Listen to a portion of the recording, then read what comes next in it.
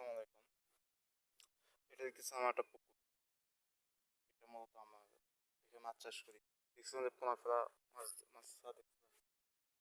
পরবর্তীতে গত পরশু দিনকে বৃষ্টিতে পানি ওভারফ্লো করছে। মূলত এই রাস্তাটা নিচ দিয়ে একটা পুল গেছে। তো আমি এখানে একটা বানা দিয়েছিলাম। এই পাশে একটা বানা, এই পাশে একটা বানা।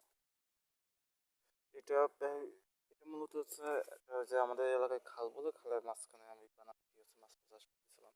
এই পাশে একটা বানা আছে। এটা শেষ মাথায়।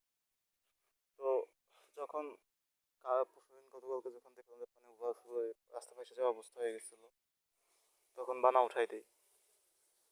বানা উঠাই দেওয়ার পরে আল্লাহর রহমত, আমার কিন্তু এই পোলের এই মুখে কোনো বানা নাই, এই মুখে কোনো বানা নাই, দুই পাশে একটা মুখে বানা নাই। আল্লাহ রহমত করছে, মাছ বের হচ্ছে না। ছোট ভালো।